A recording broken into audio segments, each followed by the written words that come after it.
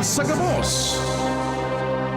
Ang DCGB, aktibong miyembro yan kan kapisanan ng mga broadcasters ng Pilipinas ang KBP, Philippine Standard Time, hali sa Pag-asa, alas 5:01 nin hapon.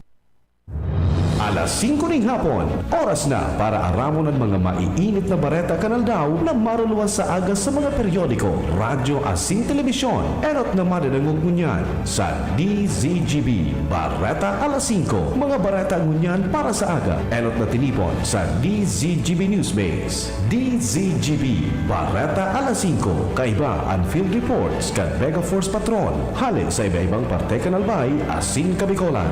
Ngunyan, uya ang sa idong tagapagbareta.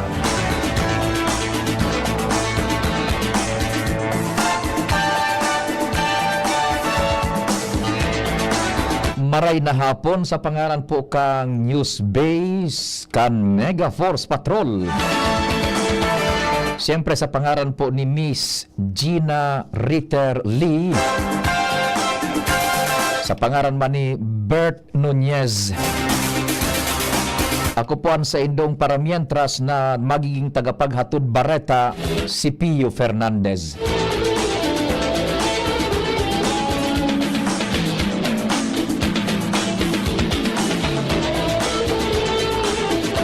Enot sa detalyas kan mga bareta sa lado lokal. Nasa linya si Chief Jimmy Nasalita. Chief Jimmy, marhay na hapon. Please go ahead. Kadaklan sa mga taga-barangay Banoyo, Pilar, Sursugon, ang mga nasuluhan ni Narong inaibalyo ipatuglukan ni Narong sa barangay Santa Fe. Iyo ang negatibo, ang reaksyon, ang rason harayo, ikaduwa, ang gusto ninda, so dating lokasyon dahilan sa nahanap buhay ninda pagsisira o gikan sa dagat, mantang kun sinda ibabalyo sa Santa Fe, livelihood and problema. Ang bagay nini, iyon na pag-uurulayan sa sarong meeting sigun kay punong barangay Lilibit Lao, ang lokal na gobyerno handang patuglukan ang mga biktima nin sulo kung mamuyaan mga ini sa Santa Fe i-transfer sa pagsabing kung sa original na lugar sa Banoyo, prone ini sa Kasulo, urog pang tulong bisis na ang insidente nin Kasulo sa nasabing barangay. Sa ngunyan, ang mga nawaran nin Harong, yaon nag-i-restar sa old municipal building, yaon sa barangay Binanuahan Evacuation Center, asinaniba yaon sa old Sangguniang Bayan, asinaniba yaon man sa Youth Center. Mga dagdag na bareta, Jimmy Nasalita, DCGV News. Ang baretang ini hatod sa Indukan. Plemex. Pag may ubo o hika, Plemex agad. Basta lagundi, Plemex. Thank you so much, Chief Jimmy.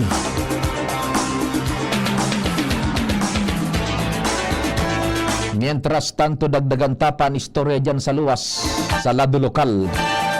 Nasa linya man si Kumpadreng Al Armario Pading Al, marhay na hapon. Please go ahead. Daing puknat ang tupad program kan dole sa mga barangay maski election period na. Yan ang monitoring kan DCGB News kung saan ang dole ngunyan. Nag-recruit na naman sa mga barangay kan sunod na tupad beneficiaries. Nakipag-coordinar na ini sa mga barangay officials na nga madalan o si Rizay ang mga pwedeng mag-qualify sa sunod na batch kan tupad. Ang tupad sa ini kan mga programa kan Administrasyong Marcos na approve kan Kongreso asin Senado dahil na covered kan election ban asin sa beto na ma-augment ang pangaipo aldaw kan mga ordinaryong residente. 10 aldaw man na trabaho, paglinig sa palibot kan barangay. At least nakakatabang na sa environment income pa kan lambang pamilya sa paagi kan tupad.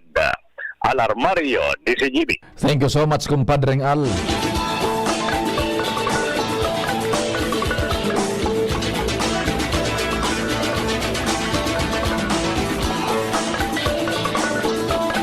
Ngunyan sa detalyes kan mga bareta sa lado nasyonal.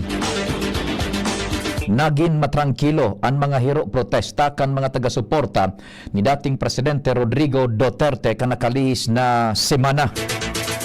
Sigun kay Philippine National Police spokesperson, Police Brigada General Jean Fajardo, daini narehistro ang untoward incident sa mga ipinagkondusir na pro-Duterte rally sa bilog na nasyon. Matatandaan na kasuhapon, nagkondukta nin motorcade ang mga ini poon sa Quirino Grandstand, Camara, Welcome Rotonda asin Mendiola.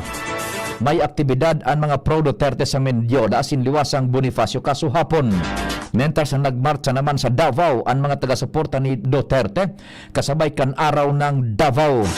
Ang mga paghihiro ang pagkontra sa ginimong pagdakop kan International Criminal Court dahil sa aligadong crimes against humanity.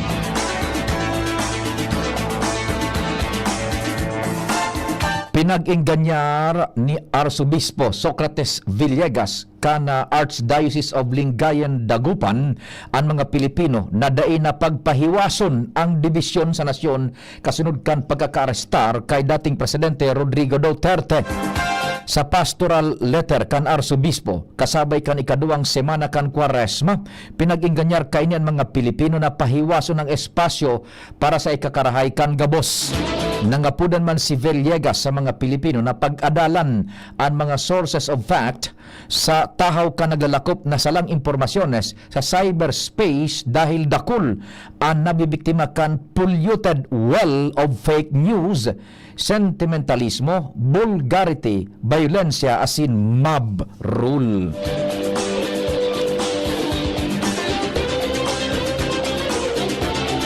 Kinonfirmar ni Abogado Harry Roque na nagkahuro na si Vice President Sara Duterte asin sa iyang ama na si dating Presidente Rodrigo Duterte.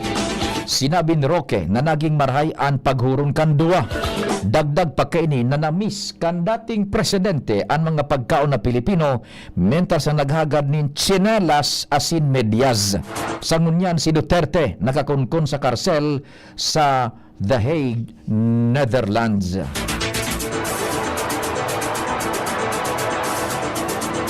Mientras tanto, nagbueltada ang palasyo kan Malacañang sa naging mainit na pahayag ni Davao City Mayor Baste Duterte laban sa pamilya Marcos, partikular kay Presidente Ferdinand Marcos Jr. Enot nang sinabi ni Mayor Baste na daining utang na buot ang presidente kasunod kan pagtugot ni dating presidente o kaya pagtugot ni dating Presidente Rodrigo Duterte na ilubong sa libingan ng mga bayani ang dating Presidente Ferdinand Marcos Sr. Sigun kay Palace Press Officer Undersecretary Abogada Claire Castro, dainin katotohanan na daining utang na buot ang familia Marcos sa pagkasabing kan taon 2016 nagpasalamat si dating Senador asin ngunyan Presidente Marcos sa Korte Suprema asin kay dating Presidente Duterte. Binalik naman ni Castro ang hapot kay Alkalde Baste ang pag-appoint ni dating Presidente Rodrigo Roa Duterte kay Michael Yang na sarong Chinese national bilang Presidential Advisor on Economic Affairs. Tinawan ni Doon ni Castro na ang paglubong kay dating Presidente Marcos Sr. sa libingan ng bayani susug ini sa ley.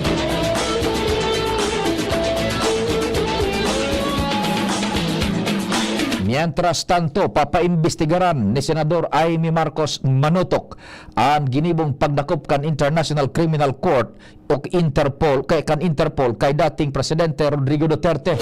Ipigtalaan sa Huwebes, Marso 20 ang investigasyon sa nasabing isyu na pigtuturo naman na dahilan kan pagkabaranga kan Pilipinas.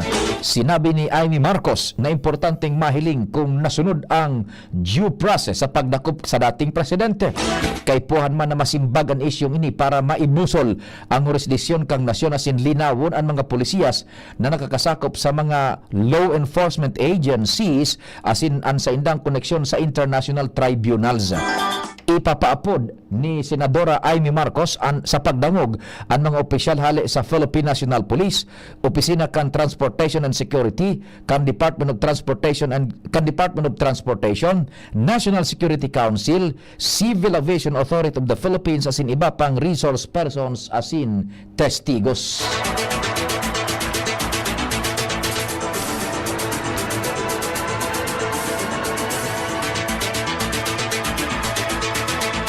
Mientras tanto, pigdodokumento kan Philippine National Police Anti-Cybercrime Group PNP-ACG ang mga pigpapawagas na fake news sa social media. Ini ang may koneksyon sa pagdakop kay dating Presidente Rodrigo Roa Duterte nangunya na sa International Criminal Court na para sa kasong crimes against humanity. Sigun kay Police Regional Office 3 Director as in concurrent PNP spokesperson Police Brigada General Jean Fajardo, nasusog na ninda ang mga nasa likod kan fake news as in disinformation. Sa giraray na nanindugan si Fajardo na ang pagserbikan mandamiento de aresto sa dating presidente ang parte kan sa indang mandato as in bilang pagsunod sa kagadan kan Interpol na haloy na nindang katabang sa implementasyon kan ley.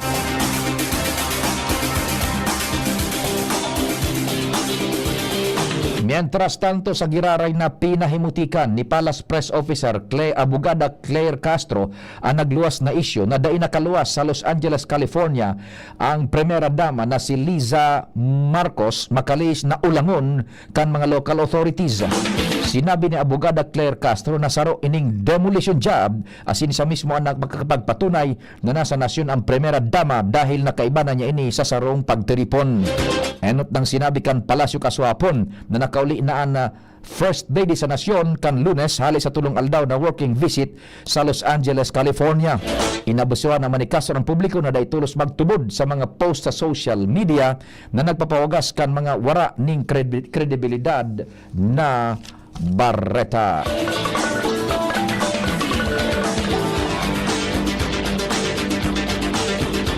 Mabueltaan detalyes kan mga Barreta pakalis kan nagkaperang pagirumdum. Hoy, hoy, hoy, hoy, hoy, hoy! May bagong swabing energy drink! New Cobra Rice! Ang sarap! Grabe! Refreshing blue cola and lemon blast flavors na less sugar. Chill ka lang dumiskarte. With L-theanine at less caffeine. Kung tumingin so suabe. With vitamin A, New Cobra Rice! Swabing energy! With proper diet and exercise. Joshua Garcia to. Bili na sa suking tindahan. New Cobra Rice. Less sugar at less caffeine kaysa Cobra Original Flavor. May L-theanine at vitamin A pa. Kung ikaw ay edad 50 pataas katulad ko, may mataas na ang risk ng manlalabo ng paningin. Mas challenging ang pang-araw-araw na gawain tulad ng pagbabasa, pagsusulat, at pagmamaneho. Ang Optin ay may lutin na maaari makatulong sa kalusugan ng mata, nilalabanan ang epekto ng glaucoma, macular degeneration at katarata. Kitang-kita ang kalusugan. Mabibili ang Optin sa mga pangunahing butika nationwide. Mahalaga ang paalala, ang Optin ay hindi gamot at hindi dapat gamitin panggamot sa anumang uri ng sakit. Mga tugang, abangan ta ang paglunsar kan pinakabagong programa digdi sa DCGB Radio. Ang programang mahatod ning mga impormasyon, mga istoryang kapupurutan nin inspirasyon na naidulot kan pagtatrabangan nganing maiangat ang pagkabuhay kan mga Bicolanong paraomang benepisyaryo sa maabot na ika-24 kan Enero 2025 alas 10:30 hasta alas 11 nin pagkaaga. Magantabay asin maghinanyog sa Kape asin Barretang Agraryo. Naghahanap ka ng kabalikat sa asenso at taman ang urig mo asin mag-asenso ang negosyo. May Uno Plus na kalidad, mag Uno Plus, mag Uno Plus. Asa sa imong mauwag, serbisyong totoo, produktong garantisado. Ang Uno Plus asin urig mo, ang gamat na gusto. Uno Plus matabang sa imo. May Uno Plus na kalidad, mag Uno Plus, mag Uno Plus. Asa sa imong mauwag. Sa Uno Plus, kalidad na masasarigan mo, serbisyong swak sa imo. Magbisita sana sa Uno Plus Facebook page. Buwelta kita sa detalyes kan mga Barreta sa lado nasyonal. Pigo konsiderar kan Puwersas Armadas kan Pilipinas na pagmidbid sa indang papel sa pagsiguro kan seguridad kan nasyon ang pag-aprobar ni Presidente Ferdinand Marcos Jr. na langkawan ang subsistence allowance kan mga soldados hali sa 350 pesos sa 350 pesos hali sa dating 150 pesos. Sigun kay AFP spokesperson Coronel Franchar Margaret Padilla, haloy nang natukar asin naaprobaran ang aumento sa subsistence allowance asin sa katunayan nakasabay na ini sa budget ngunya na taon. Sinabi ni Padilla, prioridad kan Fuerzas Armadas ang pagtuuning suporta sa mga soldados dahil sa indang kahandaan sa pagsimbag sa seguridad kang nasyon.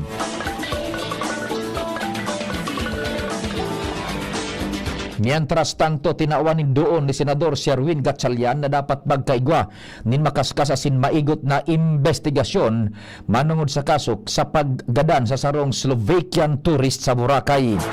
Sigun kay Gatchalian, ang siring na insidente may koneksyon sa seguridad kan mga turistas ang nagresulta sa reputational damage sa Pilipinas asin nakakaafektar sa turismo kang nasyon. Kaya naman kay po nagibuhon kan mga pulis asin lokal na gobyerno ang gabos na medyos tanganing maresolber ang kaso asin mapanimbag ang may sala. Sinabi kan senador na ngunya na panahon ning tag-init kung sain piglalauman na maruso ang mga dayuhan asin lokal na turista. Importanteng siguruhon kan gobyerno ang sain ng kaligtasan asin seguridad.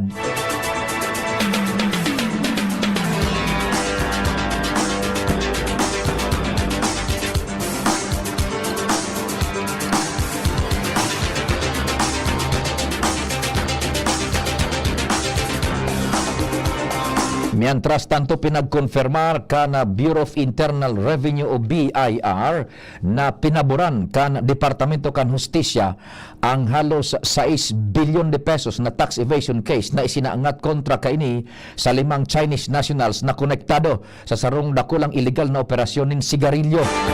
Sigun sa BIR, ipinasa na kan DOJ ang duwang criminal informations katakod sa kaso sa Court of Tax Appeals kan Marso 13, 2025. Ang kaso, parte kan pinakang dakulang raid na pinagkondukta kan BIR kontra sa mga illegal na sigarilyo kan taon 2024. Sigun kay Commissioner Lumage, ang paggana na ini ang patunay kan dedikasyon kan ahensya na mapanimbag ang mga negosyanteng involto sa illegal na pagpabakal nin sigarilyo.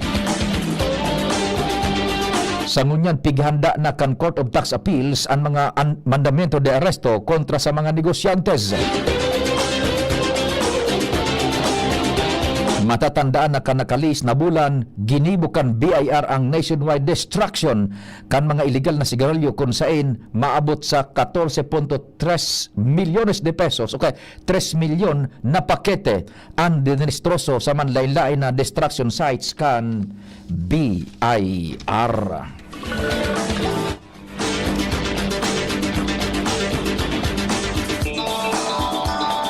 Bareta sa ibang nasyon, maabot sa sobra sa 200,000 na mga residente sa South America ang nawa running supply nin kuryente dahil sa pagtama kan makusog na bagyo. Nagrehistro ning 12 katawo ang nagadaan sa Missouri kung saan maging sa Georgia asin North Carolina ang nawaran maning kuryente. Suminakat na sa 33 ang nagadaan kung saan nakaitaas pa ang patakot kan bagyo sa sobra sa 50 milyon katawo sa Pennsylvania sagkod Florida. Nagpaluwas naman ang National Weather System ning Tornado Watch sa parte kan southeastern Georgia, northern Florida asin West Virginia. Matapos ang pirang oras na pagrapado kan bagyo, ibinaba na kan Storm Prediction Center sa level numero 4 hali sa dating level numero 5. Inabisuhan kan mga otoridad ang mga residentes na magtinir sa laog kan sa indang mga harong. Ultimong detalyas kan Bareta, sa lado kan sports. Sobrang kaugbahan ni Golden State Warriors head coach Steve Kerr makalis na midbidun siya kan team bilang all-time winningest coach. Nai-restore ang record kan daogon ninda ang New York Knicks sa score na 97 kontra 94 pabor sa Golden State Warriors. Dahil sa panggagana, nakuha niya ang pang 558 regular season victory. Sinabi kaini na daing niya maipaliwanag ang pagbidbid dahil sa ginibo niya man sana ang gabos na makakaya bilang head coach. Ang 59 anyos na si Kerr ang nagdara sa primerong kampyonato kan Warriors sa laog nin 40 taon na nakuha kan 2014 to 2015 NBA season. Igwang 558 gana asin 302 na daog ang Warriors sa erarom ni Kerr sa laog nin 860 kawat mantang ang dating winningest coach na si Al Attles ang nakuha ang 557 na gana sa laog nin 1075 kawat.